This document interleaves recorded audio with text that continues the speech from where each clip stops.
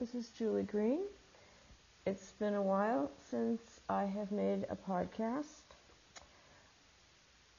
You've probably heard me just using the term psychiatric genocide in the past. If you've been a regular reader of my blog, perhaps you've been in doubt about this terminology, or maybe thought I'm exaggerating a little bit, or maybe vague about wondering why I'm using this term.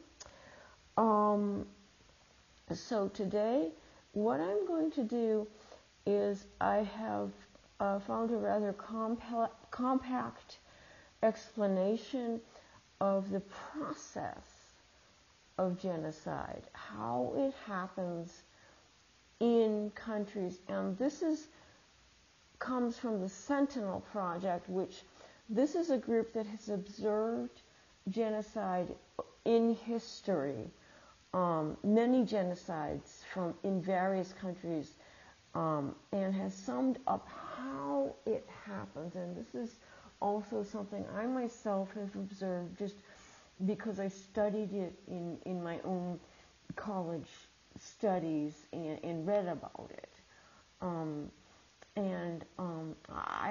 I didn't know what the order of these steps were, but I knew that these steps occurred. This organization seems to say that in general these are the steps that happen, and it also uses some. They say that they're using Gregory Stanton's 8 stages of genocide as a model. This is their model, and they state 9 stages here, and they say that the definitions overlap. I'm just going to read the document. It's not too long, and it's very it's very clear to me, and it always has been very obvious. And I think as I continue to read it, you'll see why many of us are quite concerned that if we don't stop what psychiatry is doing, things are going to get worse. And I'll discuss this a little more when I'm finished with this reading. Stage 1 is discrimination. Systematic, prejudicial treatment of people based on their membership in a particular communal group, i.e. the target group, in a way that is worse than the treatment given to members of the majority or non-targeted groups. This places target group members in a position where they are seen as undesirable members of society who are undeserving of equal treatment, thus setting them up to be dehumanized, though they may not yet generally be viewed as non-human or subhuman. In practical terms, discrimination serves to limit their life opportunities, the life opportunities of target group members, and transforms them into second-class citizens. Discrimination may be either official, such as the result of formal state policies, or unofficial, as a result of commonly held attitudes in a given society. Examples of events that would be tagged as discrimination include preferential hiring practices or the outright denial of employment opportunities in some or all categories of work, restriction or denial of government services, granting rights or access to resources such as land or water, to some groups at the expense of others. Limiting access to public education. The second, symbolization. Symbolization is a process where symbols are used to identify others, often based on their physical characteristics. This ranges from the use of derogatory language to, on the extreme end, forcing individuals to wear physical markers to identify their race or group membership. Examples of this include the gold star, used by the Nazis to mark people of Jewish origin, and the blue scarves, used by the Khmer Rouge to mark people from the Eastern Zone. Examples of events that may be tagged as symbolization include authorities in a country, such as media or government, use propaganda or symbols to represent a group or individuals from that group as an other. They may be called weak, undesirable, or dishonorable. However, in order to maintain a contrast with dehumanization, examples of symbolization do not portray the group as an innate threat to society or as subhuman or non-human. Authorities are imposing physical marking to identify group members. Dehumanization. Dehumanization is the denial of the humanity of a group. Individuals of the group are identified as subhuman or non-humans. They are referred to as animals, vermin, insects, or diseases.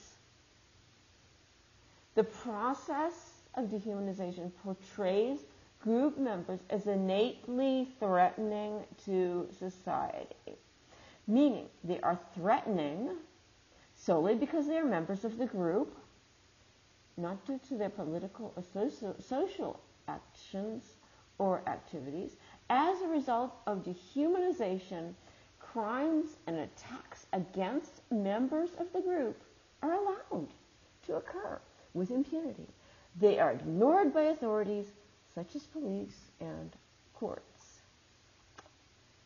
Examples of events that would be tagged as dehumanization include authoritative sources such as government officials or media personalities deny the humanity of group members. Group members are portrayed as non-human or subhuman. Representations of this group as an innate threat to society. Individuals are, by extension, considered threats based solely on group membership. Crimes and attacks against members of the group are ignored or encouraged. Courts refuse to prosecute, and police refuse to arrest the perpetrators. The next stage is organization. Organization refers to the process by the perpetrators of planning and developing resources to commit genocide. This includes the creation of militias, informal paramilitia groups, concentration camps, and mechanisms intended for the purpose of extermination. To distinguish organization from preparation, the focus on resources controlled by the perpetrator rather than actions meant to directly affect members of the target group. Examples of events that would be tagged as organization include the creation and arming of militias or informal paramilitia military groups, especially when membership is restricted to a specific race or ethnicity. Creation of concentration or detention camps.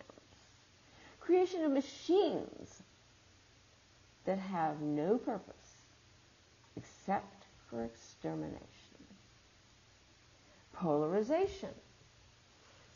Polarization refers to political or violent acts meant to create divisions in the society.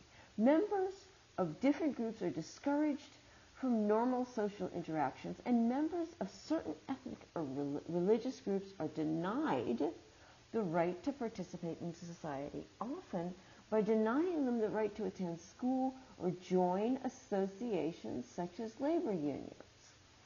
Group members are blamed for terrorist attacks, or terrorist attacks are committed to create divisions between sectarian groups. In some contexts, moderates are removed from political positions by force or procedural methods.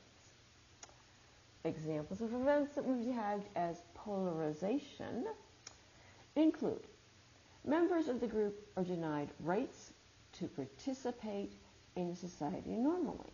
They are denied rights to attend school, join professional organizations or labor unions, gather in public, gather in politics. Members of different groups are prohibited or otherwise discouraged from interacting socially. Terrorist attacks occur that are blamed on specific ethnic or religious group, or a group takes credit for terrorist attacks to create divisions between different groups. Mixed status categories are unrecognized. Peaceful political rallies are attacked to create divisions in politics, or political rallies are held to further divisions in society. Political moderates are removed from power through force or non-electoral means. This is not always an indicator of polarization, but can be, depending upon the political context in an SOC. Preparation. Preparation refers to actions taken by the perpetrators to prepare a target group for extermination. The goal of preparation is to identify members of the target group and reduce the target group's ability to resist through disruptions such as arrest, detainment, forced migration, or exile. Examples of events that would be tagged as preparation include arbitrary, without legal reason, arrest or detention of members of the target group, arbitrary seizure of property of members of the target group, authorities attempting to disarm members of the target group, authorities creating lists of group members, or performing other activities to identify or map the demographics of the target group. Authorities dividing communities or families through forced migration or exile. Members of target group are forced into concentration camps or ghettos. Persecution. The persecution stage focuses on how the perpetrators of genocidal violence target and prepare their victims. It occurs through systematic treatment of individuals who are members of the target group to cause physical or mental pain and suffering. The cruel, persistent, and widespread treatment is generally intended to weaken the target group and place its members in a vulnerable position. This makes them less able to resist future abuses and eventual extermination. Especially during the early stages, persecution measures may target elite members of the target group, such as formal leaders, clergy, intellectuals, and business owners. Examples of events would be tagged as persecution include imprisonment of leaders, clergy, intellectuals, and others who provide guidance to the group. Harassment of group members through threats, arrests, vandalism, or assaults. Torture of imprisoned group members. Physical concentration of or forced relocation of communities into ghettos or camps. restriction on travel within or outside the country, forced exile of group members, restriction or denial of access to necessities such as food, water, and medical supplies and treatment, confiscation of private property such as homes, businesses, money, and physical goods. Extermination. Extermination refers to the actions which are meant to eliminate a target group through mass killings or other methods such as forced sterilization or rape. Examples of events that would be tagged as extermination include mass killings of members of the target group, creation of mass graves, forced sterilization of group members, mass rape of group members. This is often done with the purpose of illuminating the purity of group members in future generations. Denial. Denial refers to statements or actions by the perpetrators to deny or dismiss the occurrence of genocide. Government or military dismissals deny genocide based on legal or semantic grounds. They will claim that casualties are inefficient to be called genocide or point to casualties from their own group. They will blame civil wars or other conflicts for the killings and deny that they were deliberately planned. Perpetrators of genocide also deny the existence of discrimination or unfair treatment. When looking for instances of denial, it is important to remember the UN Genocide Convention defines genocide as deliberately inflicting on the group conditions of life calculated to bring about its physical destruction in whole or in part. Acts of genocide may be targeted at only one class or subset of the group.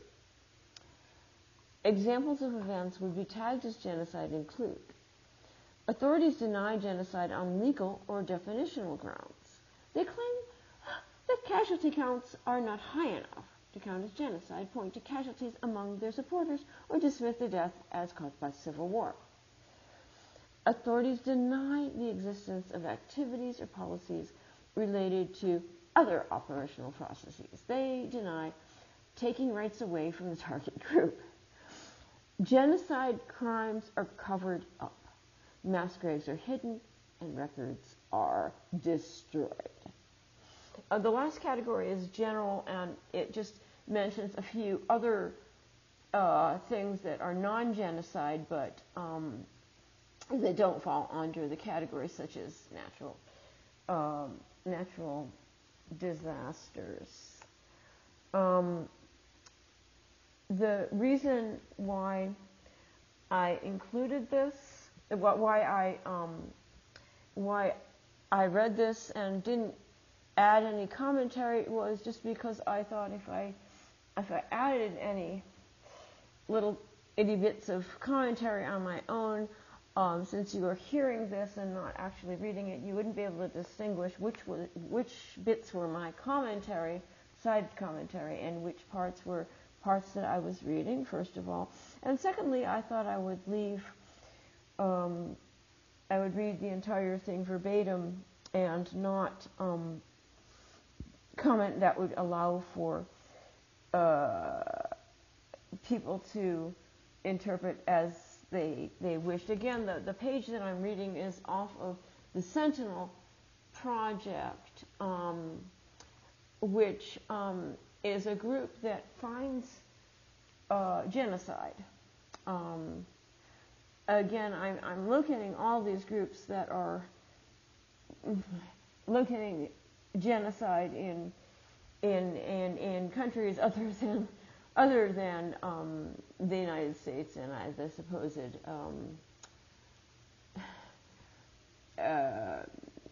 civilized countries. And if you go to their main page and you scroll down on the bottom, they're concerned about Burma, Iran, Kenya, Kyrgyzstan, and Sri Lanka. Of course, it couldn't possibly happen in the United States, and it couldn't possibly happen right under our very eyes. However, I believe it is, and thousands of people now are, by all means, in agreement. Thank you very much. This is Julie Green. Till next time. Bye-bye.